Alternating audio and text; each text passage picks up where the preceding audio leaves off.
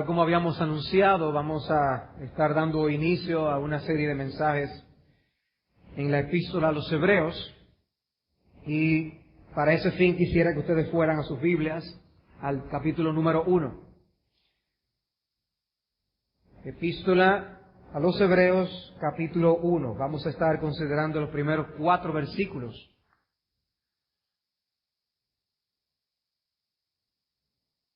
Dice así esta porción de la palabra del Señor. Dios, habiendo hablado muchas veces y de muchas maneras en otro tiempo a los padres por los profetas, en estos postreros días nos ha hablado por el Hijo, a quien constituyó heredero de todo y por quien asimismo hizo el universo, el cual, siendo el resplandor de su gloria y la imagen misma de su sustancia, y quien sustenta todas las cosas con la palabra de su poder, habiendo efectuado la purificación de nuestros pecados por medio de sí mismo, se sentó a la diestra de la majestad en las alturas, hecho tanto superior a los ángeles, cuanto heredó más excelente nombre que ellos.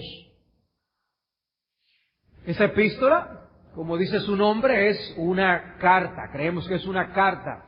Y en lugar de yo adentrarme a dar datos introductorios de información del trasfondo, la fecha, el autor de la epístola, lo que nosotros tenemos la intención de hacer es dar cualquier dato del trasfondo de esta epístola a medida que sea necesario en el avance de nuestro estudio y comenzar inmediatamente con nuestro texto, los versículos del 1 en adelante.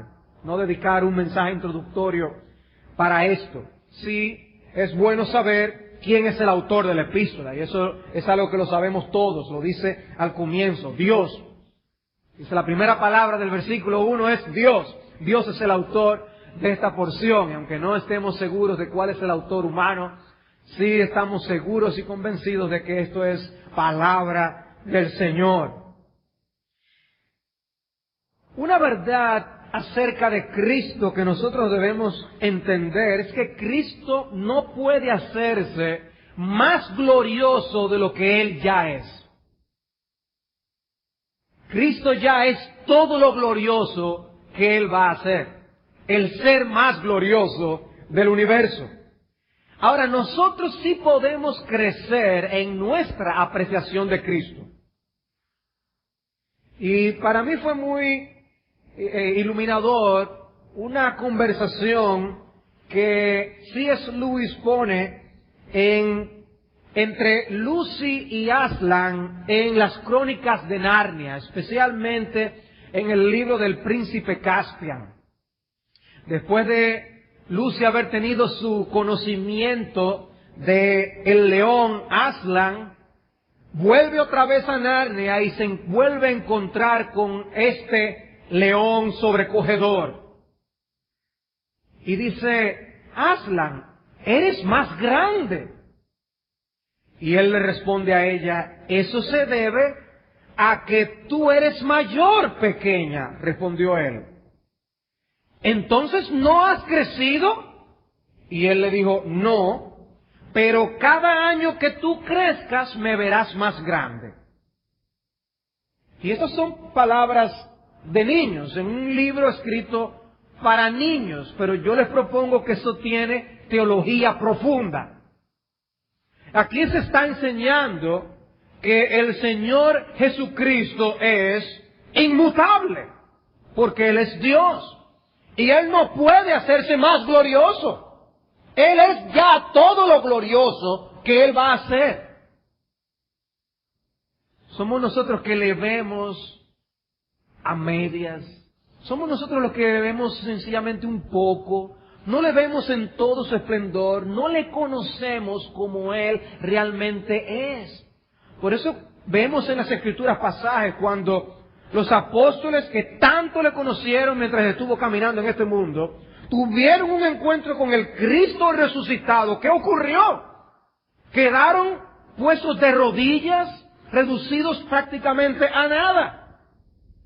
Aún el apóstol Juan, alguien que se recostaba del seno de nuestro Señor Jesucristo mientras estuvo aquí en la tierra, cuando tuvo aquella visión del Apocalipsis, ¿qué ocurre? Él queda sobrecogido. Y los detalles que da de la descripción del león de la tribu de Judá es impresionante. ¿Y qué ocurrió con Pablo? Lo estuvimos estudiando la semana pasada. Cómo Pablo, al ver a Cristo resucitado, aparecérsele en el libro de los Hechos, cómo él cae al piso con todos los que andaban con él. Sencillamente Cristo es glorioso en sí mismo. Sin embargo, puede ser conocido cada vez más. Y por eso, mientras más nosotros crecemos en la gracia de Dios, más grande le vamos a ver. Pero es que Él es grande, pero le veremos más grande. Y es parte del crecimiento espiritual en nosotros verle en su grandeza. Y debe ser nuestro deseo conocerle más y mejor. Pues esa es una de las cosas que hace la epístola a los hebreos. Uno de los propósitos de la epístola a los hebreos es darnos a conocer a Cristo, llevarnos a mirar a Cristo. Por eso dice, pon los ojos en Jesús, puestos los ojos en Jesús. Y por eso aún los estudiosos del idioma original de esta epístola estudian hasta la estructura de las oraciones, y cosa que no vemos en el español en nuestra versión. En el griego la palabra Jesús o Cristo se encuentra casi siempre puesta de una manera enfática en el texto. ¿Por qué? El que oía el texto, al ser esta epístola leída, era guiado en el sonido aún de la lectura a quedarse con el nombre de Cristo, de Jesús, el Hijo de Dios, en sus mentes y en sus corazones. Si nosotros estudiamos Hebreos y no vemos más de Cristo, nos perdimos exegéticamente. Malinterpretamos la epístola. Si tenemos que ver a alguien, es a Jesucristo. Y que el Señor nos conceda estudiar esta epístola y siempre salir viendo más de Jesucristo. Viendo más de Jesucristo. Esta es una epístola que tiene la intención de ayudarnos a alcanzar la madurez espiritual. Y en esa madurez poder contemplar, admirar y adorar mejor a nuestro bendito Señor. Vamos a estudiar estos primeros 4 versículos. Y obviamente debemos recordar que estamos estudiando una correspondencia ajena. Que esta epístola no se escribió para nosotros. Estamos leyendo algo que se escribió hace tanto tiempo para otra gente de otro lugar. Y por eso vamos a tener que estar siempre dando explicaciones, trayendo notas que nos ayuden a ver el significado o las implicaciones de la fraseología de esta carta para aquellos y cómo lo aplicamos para nosotros en el día de hoy. O sea que debemos traer al tapete cualquier información de trasfondo histórico, cultural, que nos ayude a interpretar el texto bíblico. Los versículos del 1 al 4, como aún se refleja en nuestra versión española, es una sola y larga oración. Desde el 1 hasta el 4 es una sola oración. El sujeto de esa oración es el que aparece en la primera palabra, Dios. Y hay una oración central en esta sección. ¿Cuál es la oración central de estos 4 versículos? Es el predicado que nosotros encontramos en el versículo 2. Si tomamos la primera palabra, Dios, y la llevamos al versículo 2, nos ha hablado por el Hijo. Esta es la oración central. ¿Cuál es el mensaje que no podemos perder de estos 4 versículos y que se usan como material introductorio de toda la epístola? Lo que no podemos perder de vista, porque si no perdemos de vista el significado de esta carta en su plenitud, que Dios nos ha hablado por el Hijo. Eso es lo más importante.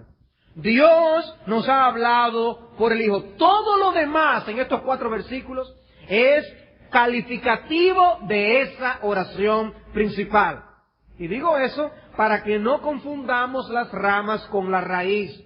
Todo el texto es importante, obviamente, no me malinterpreten, Pero si no vemos el meollo del pasaje, corremos el riesgo de perder el mensaje. No solo de esta sección, sino del libro completo. Dios nos ha hablado. Dios nos ha hablado y lo ha hecho por el Hijo. Esto es crucial. Es importante que toda ama de casa sepa eso. Es importante que todo albañil sepa eso. Dios nos ha hablado y lo ha hecho por su Hijo. Es crucial, es trascendental esa verdad. Veamos entonces en primer lugar que el hombre necesita saber que Dios ha hablado. El hombre necesita saber que Dios ha hablado. Muchas cosas del universo han sido descubiertas por el hombre, pero Dios no fue descubierto. Dios se dio a conocer a sí mismo. Él se reveló. De manera que la primera gran realidad con que nos confronta este libro de las Escrituras es con el hecho de que Dios nos ha hablado. O sea que en otros contextos religiosos del mundo, las personas tienen que deducir por fuentes inciertas cuál es el ánimo de los dioses. Pero en el caso de nuestro Dios, del Dios de las Escrituras, del Dios vivo y verdadero, no es así. Nosotros hemos recibido mensaje de Él. Él se ha comunicado con nosotros. Él quiere que nosotros le conozcamos. De manera que no estamos desorientados en cómo poder relacionarnos con Él y con el mundo que nos rodea. Sin su conocimiento estaríamos en serios problemas. De manera que eso que mencionamos como una suposición es lo que muchos han abrazado como una realidad por la fe. Nosotros no somos relativistas. Algunos dicen, tú tienes tu verdad, tu Dios, que se ha revelado de esta manera, o quiere que tú te le conozcas de esta forma. Aquel tiene su Dios, que es así, aquel otro tiene su Dios. Hebreos no permite tal cosa. De hecho, la Biblia no permite tal cosa. La Biblia es un libro que asume que Dios está ahí. La Biblia es un libro que asume que Dios creó.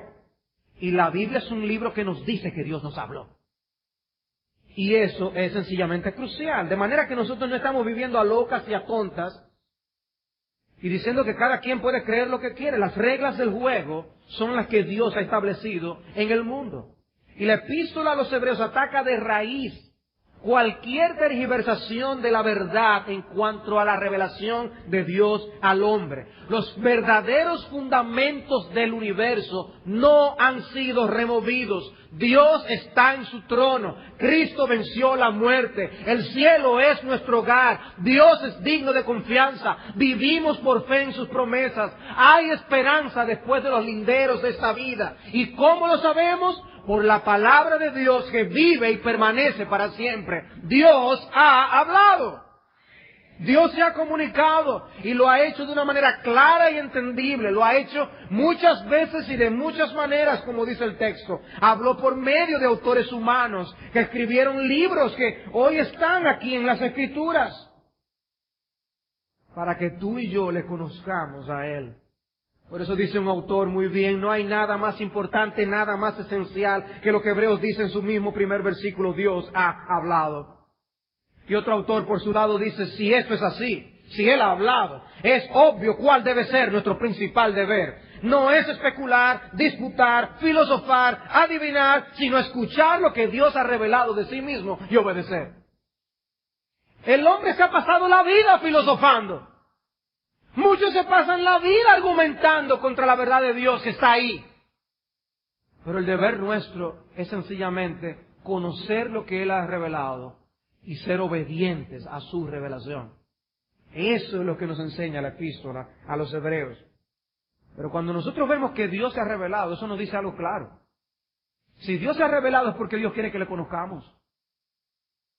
Y lo que Él revela de sí mismo es algo que nos muestra que Él quiere ser amado. De hecho, nos manda que le amemos. Pero su revelación es tal acerca de sí mismo y de sus obras, que la única reacción apropiada es que nosotros le amemos a Él. Él se ha revelado porque quiere tener una relación con nosotros. Él se revela de tal manera que podamos confiar en Él. Lo que Él nos dice nos llena de confianza. Él es digno de confianza. Él quiere ser seguido, adorado, disfrutado. Eso se desprende del hecho de que Él se ha comunicado. Él nos ha hablado. Él nos ha hablado. Pero en segundo lugar, no solamente el hombre necesita saber que Dios ha hablado. Este pasaje nos enseña que el hombre necesita saber que Dios ha hablado de manera progresiva. Dios ha hablado de manera progresiva. Y es importante que nosotros sepamos eso. Y eso nosotros lo vemos claramente en el texto cuando hace este contraste. Dios, habiendo hablado muchas veces y de muchas maneras en otro tiempo a los padres por los profetas, en estos postreros días nos ha hablado por el Hijo. Una pregunta, ¿cuántas etapas o épocas hay aquí enseñadas? 2. Dice aquí, o el otro tiempo y los postreros días. Solamente 2 etapas. No hay 3 ni 4. En el programa de Dios, de su revelación al hombre, hay 2 etapas. El otro tiempo y los últimos tiempos. Solamente 2. Y dice que en el otro tiempo, Él se comunicaba a los padres por los profetas. ¿A qué padres? ¿Los padres de quién? De los israelitas, de los judíos. Los judíos eran que habían recibido la revelación de Dios. Es lo que Pablo enseña en Romanos capítulo 2. De manera que Dios se había dado a conocer principalmente al pueblo de Israel. Y por medio de sus profetas, literalmente en los profetas. Él ponía su verdad en los profetas. Ahora, en estos postreros días, o sea que es otra época, es otro medio y tiene otro destino. Anteriormente dice que hablaba a los padres, aquí dice que en estos postreros días nos ha hablado. A nosotros, todos. Ya no es un asunto solo de los padres de Israel, no es un asunto del pueblo de Israel, es un asunto de todo el universo. El mensaje de Dios al hombre en sentido general. Ahora nos ha hablado a todos, no importa la nacionalidad, la localidad donde nos encontremos, es el mensaje de Dios al hombre. Si nosotros tomamos un periódico de otro país, hoy en día que nosotros podemos leer los periódicos de muchísimos países por internet, hay periódicos de esos que a nosotros no nos va ni nos viene porque no entendemos ni el idioma en que está escrito. Y otros, aunque estén escritos en nuestro propio idioma, no hay noticias casi relevantes a nosotros, porque son muy locales. Bueno, el mensaje de Dios al hombre no es así. El mensaje de Dios al hombre es relevante para todos los habitantes del universo. Dios ha hablado al hombre y lo ha hecho en estos postreros días. Lo hizo de muchas veces, de muchas maneras. Era un mensaje incompleto, era un mensaje gradual en su naturaleza, donde Dios iba dando información poco a poco. El Antiguo Testamento es instructivo, es inspirador, pero es fragmentario. Dios fue dando la información poco a poco. El conocimiento que tenía Abraham de la revelación de Dios no se compara con la que tú y yo ya tenemos con nuestras palabras, con nuestras Biblias en nuestras manos. Conocemos más que lo que conocía Abraham y Noé. Era un conocimiento limitado y fragmentario. El Nuevo Testamento nos dice que ya Dios vino a buscar y a salvar lo que se había perdido. Estamos en los postreros días en que la revelación de Dios nos ha sido dada completamente. Ya lo último que resta en las Escrituras es el final. Ya es que Él venga a reinar para siempre, que es a donde nos dirige